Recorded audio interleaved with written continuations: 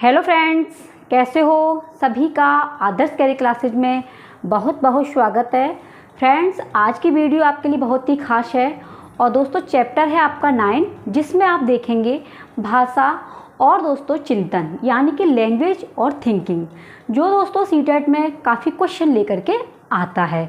तो friends, video को अंत तक देखना और इससे पहले के अगर आपने टॉपिक नहीं कवर किए हैं तो दोस्तों एक साथ आप सिलेबस के अनुसार प्लेलिस्ट से जाकर के अपने टॉपिकों को कवर कर सकते हैं। तो दोस्तों चलते हैं अपने टॉपिक की ओर। तो टॉपिक है आपका भाषा और चिंतन। कौन सा है? भाषा और चिंतन। सबसे पहले बात करेंगे हम भाषा की। तो दोस्तों देखिए, लैंग्वेज क्या होती है? लैंग्वेज दोस्तों बोलकर, सुनकर, लिखकर या पढ़कर मन के भावों का, विचारों को दूसरे तक पहुंचाना, जो हमारे मन में जो भाव प्रकट होते हैं वो दूसरों तक व्यक्त करना, दूसरों के सामने व्यक्त करना, वो क्या कहलाती है? भाषा कहलाती है। चाहे हम लिख कर करें, चाहे पढ़ कर करें, चाहे सुन कर के करें या किसी को समझाएं, तो जो हमारे मन के भाव होते हैं अंदर के, उन्हें हम दूसरों तक जैसे प्रकट करते हैं तो वो क्या कहलाती है? आपकी लैंग्वेज कहलाती है। बात करते हैं कि भाषा के प्रकार कितने होते हैं। तो दोस्तों देखिए, जो भाषा होती है लैंग्वेज, इसके फ्रेंड्स 3 प्रकार होते हैं। कितने? 3। नंबर 1, सबसे पहले हम बात करेंगे लिखित भाषा। लिखित भाषा क्या होती है? जो दोस्तों लिख करके बोली जाए, ठीक है। नंबर 2 है आपकी मौखिक, जो फ्रेंड्स आपके मौखिक के द्वारा बोली जाती है। और नंबर 3 है आपकी सांकेतिक भाषा। कौन सी है? सांकेतिक भाषा। तो फ्रेंड्स देखिए, जो लिखकर बोली जाए, जो लिख कर के बोली जाती है वो लिखित भाषा होती है। जो बोलकर बोली जाए वो आपकी मौखिक भाषा होती है। और जो इशारे में बात होती है वो क्या होती है? सांकेतिक भाषा। तो लैंग्वेज के 3 टाइप्स होते हैं। कौन कौन से? लिखित, मौखिक और आपकी सांकेतिक। अब बात करेंगे हम थिंकिंग की, ठीक है। तो थिंकिंग मतलब होता है चिंतन। चिंतन क्या होता है दोस्तों? किसी भी समस्या का समाधान करने के लिए हमारे मन में जो विचार उत्पन्न होते हैं, वही क्या कहलाते हैं दोस्तों? विचार चिंतन कहलाते हैं। किसी समस्या के समाधान के लिए जो मन में हमारे भाव उत्पन्न होते हैं, वही क्या कहलाते हैं? आपके विचार चिंतन कहलाते हैं। या दोस्तों चिंतन का आता है समस्या उत्पन्न होने पर होता है।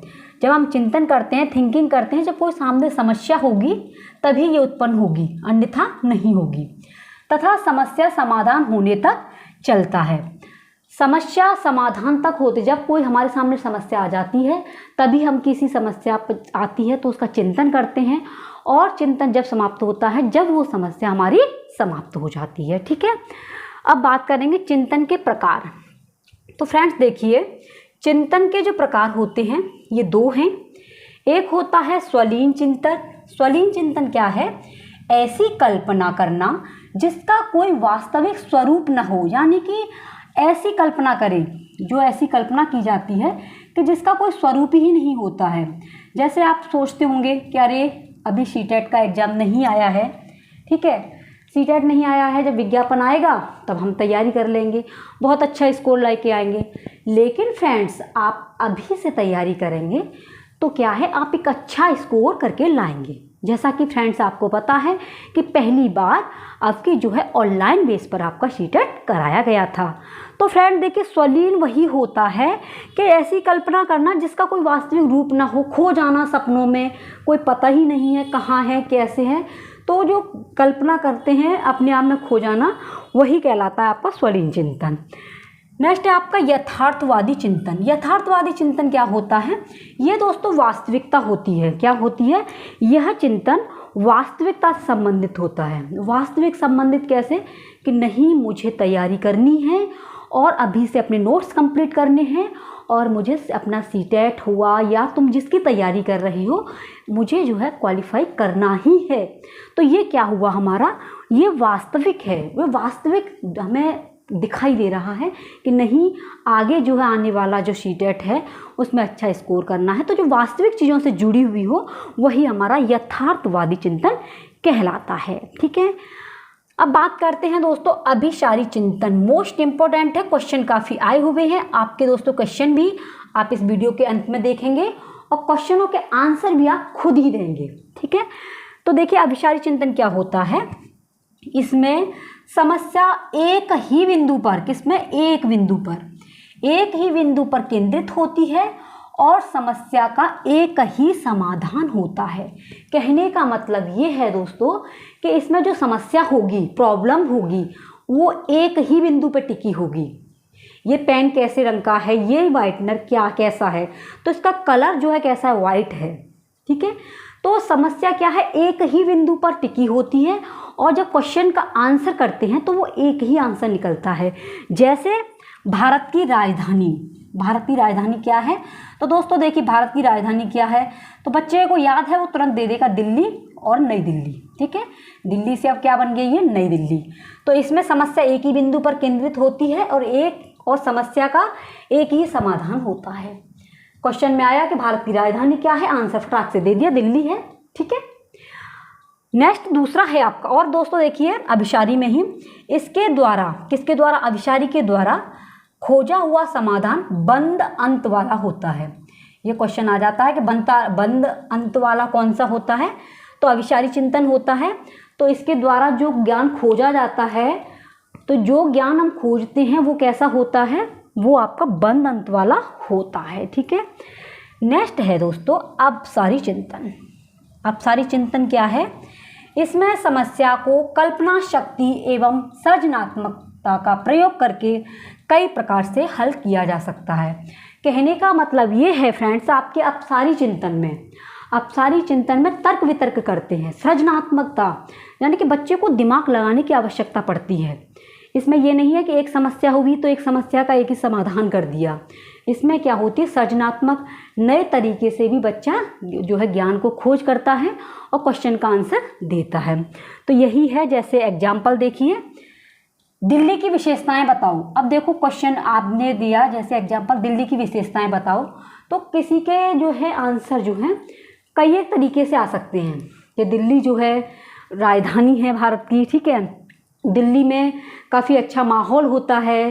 तो ये सब कुछ क्या है, अनेक प्रकार से जो आंसर दिए जाते हैं वो कहलाता है आपका अपसारी चिंतन। ठीक है, अब देखेंगे कि ये जो है जैसे दिल्ली की विशेषताओं का वर्णन करें, तो काफ़ी तरीके से हमारे जो भाई बहन हैं, जो दोस्त हैं, वो फ्रेंड्स काफ़ी तरीके से इस क्वेश्चन का आंसर देंगे।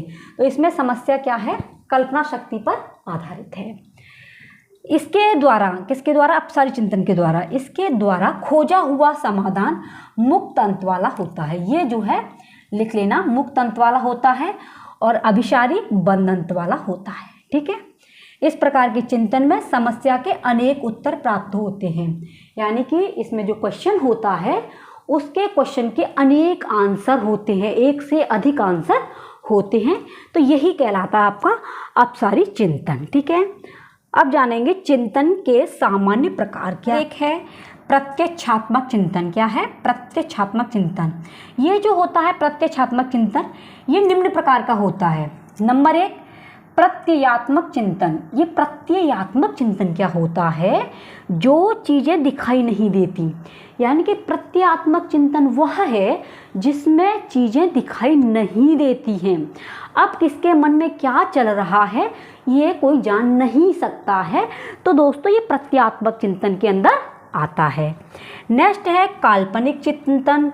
तो काल्पनिक चिंतन क्या है, पूर्व अनुभवों यानी कि पूर्व अनुभवों के आधार पर जो कल्पना करते हैं, काल्पनिक चिंतन होता है जो पूर्व अनुभव, जैसे कि दोस्तों आप लोग सीटेट की तैयारी कर रहे हैं, तो आप लोग जो है सीधी सी बात है कि आप ओल्ड पेपर खरीदे होंगे, तो उसमें जो पूर्व अनुभव है, पूर्व ज्ञान है, उसके अकॉर्डिंग आप तैयारी कर रहे होंगे। तो इसमें वही है कि पूर्व अनुभवों के आधार पर जो कल्पना करते हैं तो वही आपका काल्पनिक चिंतन कहलाता है। नेक्स्ट है तार्किक चिंतन। तो तार्किक चिंतन तो आप जानते होंगे, यह चिंतन का सर्वोत्तम स्तर होता है। यह चिंतन का सर्वोत्तम स्तर होता है क्योंकि दोस्तों तार्किक चिंतन वह चिंतन होता है जिसमें तर्क वितर्क किया जाता है, सृजनात्मक चीज़ों की खोज भी की जाती है। तो आई होप फ्रेंड्स कि आपकी ये चैप्टर समझ में आया होगा, बहुत ही महत्वपूर्ण है। तो फ्रेंड्स जितना हो इस वीडियो को शेयर करना, और दोस्तों इसके बाद में जो भी आपके क्वेश्चन हैं वो देन आप इसके आंसर देखना। दोस्तों अब देंगे आप इसके आंसर खुद। पहला क्वेश्चन है हमारा, प्रतिभाशाली शिक्षार्थी ... है। तो इस जगह जो प्रतिभाशाली बच्चे होते हैं वो किसके अंदर आते हैं? अपसारी चिंतन के अंदर आते हैं, या बहिर्मुखी के अंदर, या बहुत परिश्रमी, या आपका अभिसारी। तो फ्रेंड देखिए, प्रतिभाशाली जो शिक्षार्थी होते हैं वो आते हैं आपके अपसारी चिंतन के अंतर्गत। ये वे क्वेश्चन हैं दोस्तों जो पिछली बार आपकी परीक्षा में सीटेट की में आ चुके हैं। नेक्स्ट क्वेश्चन है आपका, सृजनात्मकता मुख्य रूप से ... संबंधित है। जो सृजनात्मकता होती है वो मुख्य रूप से किससे संबंधित है ये पूछ रहा है। मॉडलिंग से नो, अभिसारी चिंतन से नहीं, अनुकरण से भी नहीं है, अपसारी चिंतन से है। सृजनात्मकता बच्चे में सोचने समझने की जो क्षमता होती है वो अपसारी चिंतन के अंदर आती है, बहुविधि भी इसे बोला जाता है। ठीक है। नेक्स्ट क्वेश्चन है, एक विद्यार्थी, एक बच्चा है, एक स्टूडेंट है कि एक विद्यार्थी मेडिकल कॉलेज में दाखिला लेने के लिए कठिन परिश्रम करता है ताकि वह प्रवेश परीक्षा में उत्तीर्ण हो सके। यह विद्यार्थी ... रूप से अभिप्रेरित है। तो किससे है? देखो व्यक्तिक तो हो नहीं सकता है, आनुभाविक नहीं, वाही भी नहीं, आंतरिक है। क्योंकि ये क्या है, मेडिकल कॉलेज में दाखिला लेने के लिए कठिन मेहनत कर रहा है। तो मेहनत दोस्तों दिखाई नहीं देती है, वो अंदरूनी करी जाती है, आंतरिक होती है, जो हम लोगों को क्या होता है अपने आप में प्रतिज्ञा करनी होती है। जैसे कि दोस्तों आपको पता है कि सीटेट है, तो सीटेट के लिए आपको आंतरिक मेहनत करनी होगी कि नहीं मुझे करना है। तो जब आप आंतरिक मेहनत करेंगे तभी आपको सफलता प्राप्त होगी। तो इसका C option is the right.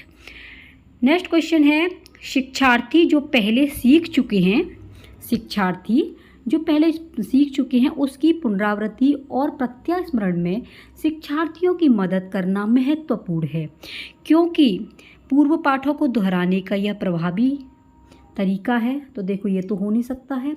एक शिक्षार्थियों की स्मृति को बढ़ाता है जिससे सीखना सुदृढ़ होता है। यह किसी भी कक्षा अनुदेशन के लिए एक सुविधाजनक शुरुआत है। नई जानकारी को, देखो नई जानकारी आ गई यानी कि सृजनात्मकता, नई जानकारी को पूर्व जानकारी से जोड़ना सीखने को समृद्ध बनाता है। तो D option is the right, आपका डी बिल्कुल सही है। नेक्स्ट क्वेश्चन है, सृजनात्मक उत्तरों के लिए आवश्यक है, जो सृजनात्मक होते हैं उसके लिए आवश्यक क्या है?